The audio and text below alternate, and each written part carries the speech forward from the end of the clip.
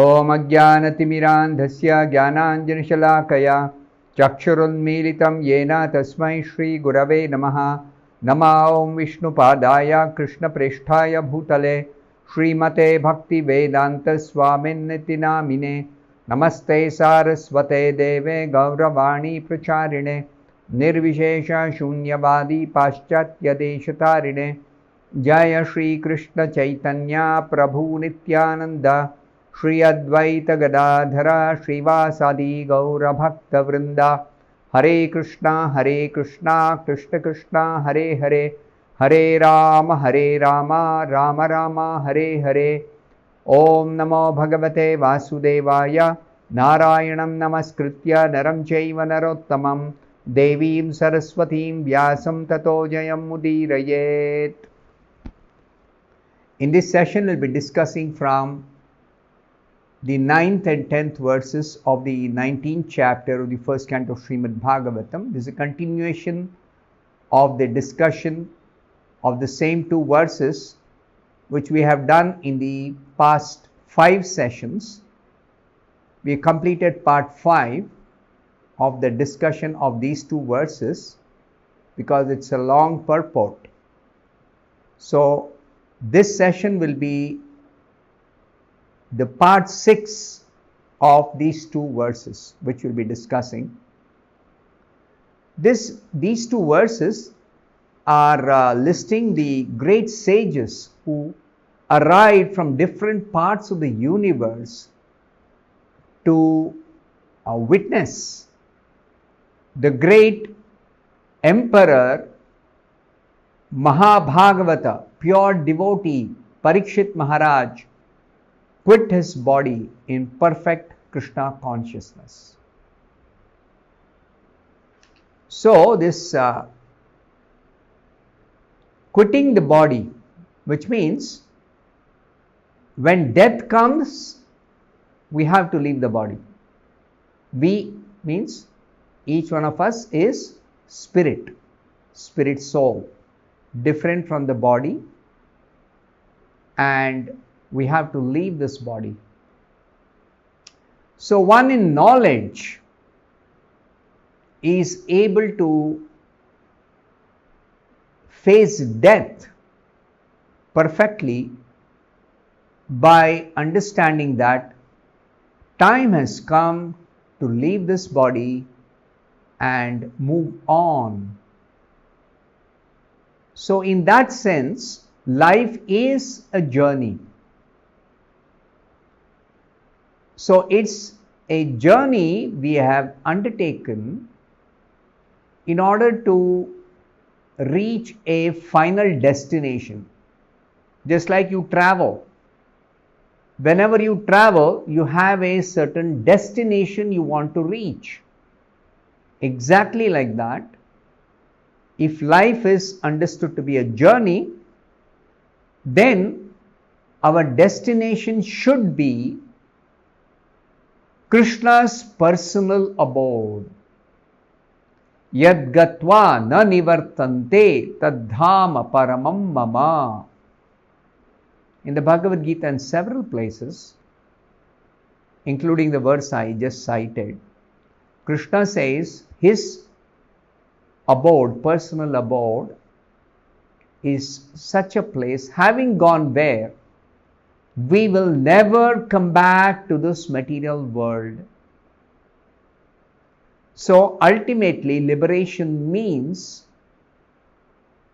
to fix our destination as Krishna's personal abode and traverse the spiritual path which leads us to that specific destination.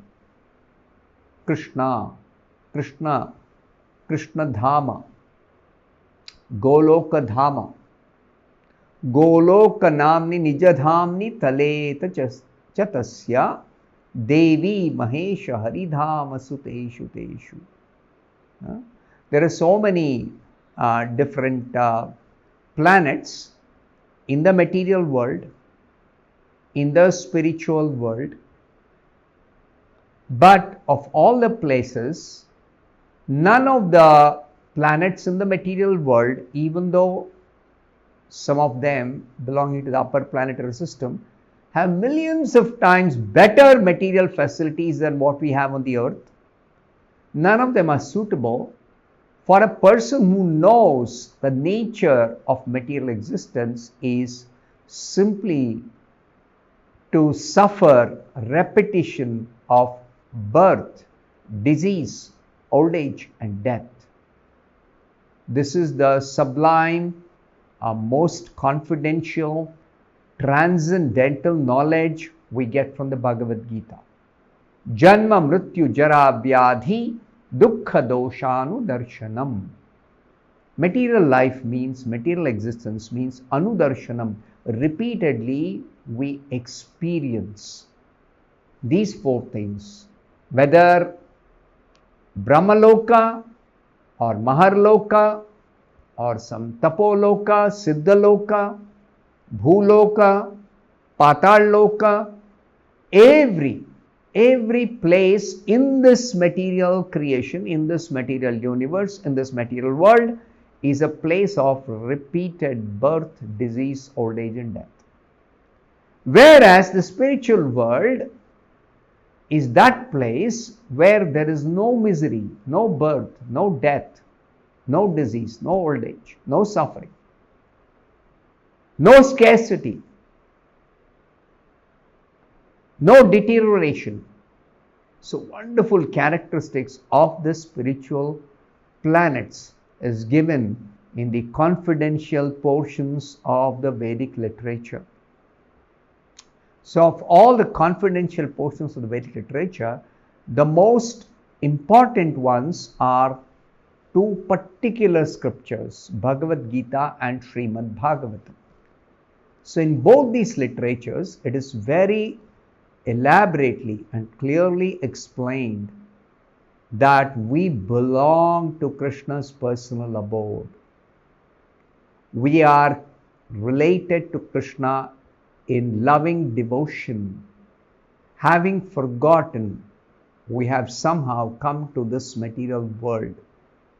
And now let us get out by making that spiritual abode our personal abode of Krishna, our destination, Golok Dhama, Krishna Dhama.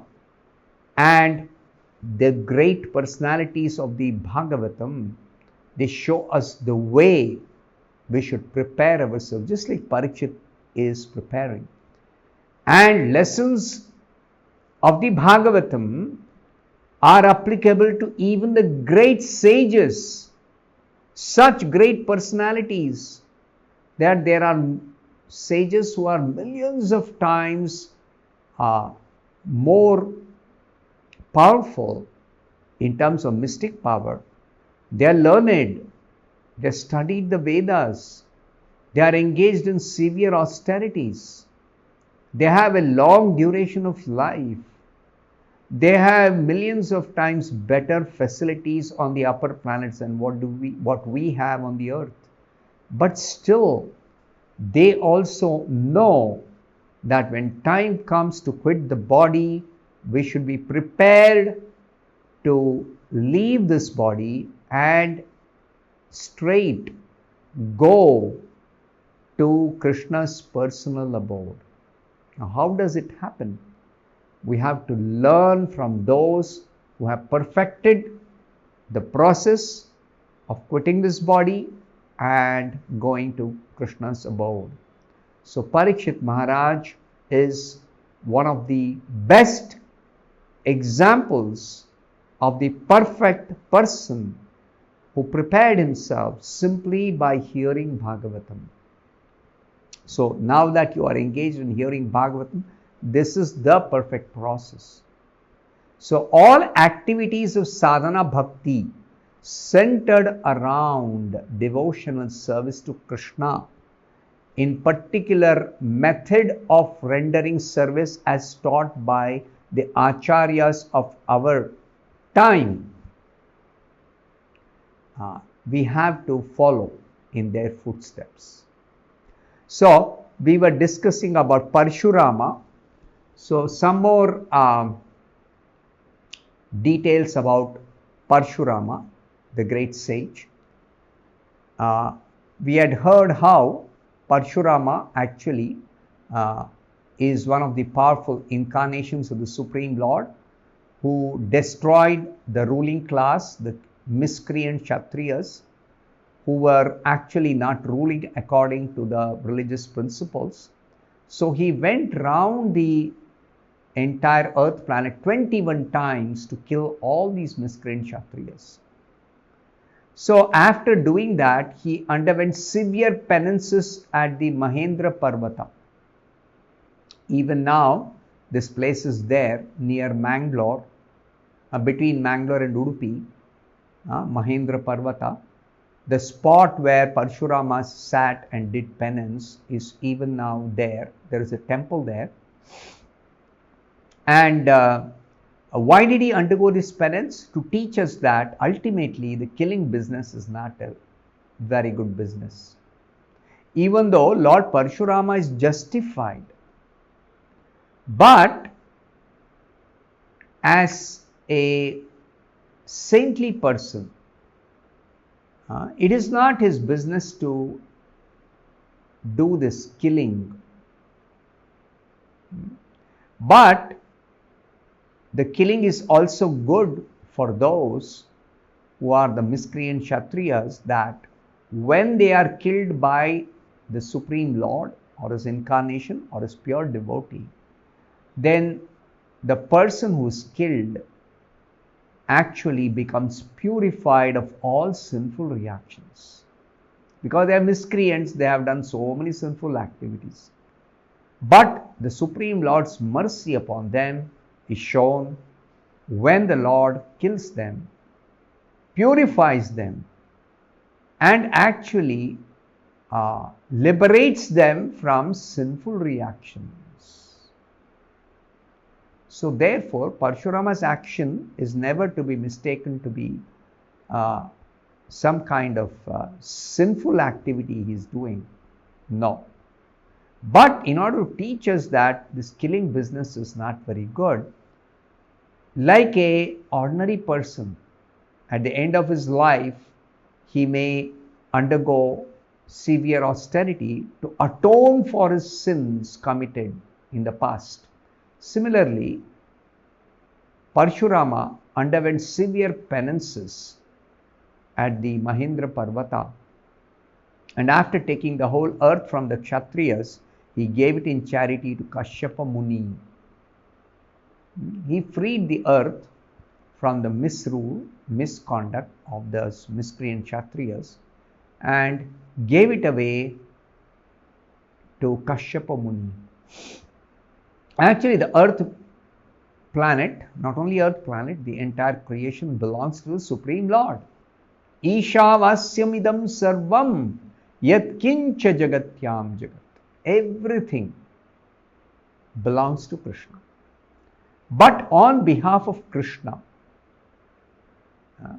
the saintly persons, they take responsibility of carrying out their duties of guiding the people how to live in this world, how to maintain oneself with the minimum needs of the body, at the same time cultivate Krishna consciousness and prepare oneself to ultimately go back to Godhead. So Parshurama is instructing us by performing these severe penances, and after he has become free from all reactions by the atonement through the recommended method in this Shastras, he gave away the earth planet because he had conquered, he is the rightful owner, but he gave it away to Kashyapa Muni. Next, it is said Parshurama instructed the Dhanurveda, or the science of fighting, to Dronacharya because Dronacharya happened to be a Brahmana. Parshurama was a Brahmana, he was a teacher. Because he was expert in military science, he taught that military science to Dronacharya. And Dronacharya is described in the Mahabharata as the teacher of military science for the Pandavas and Kauravas. So we'll discuss more in the next session. I'll stop here. Thank you very much. Hare Krishna.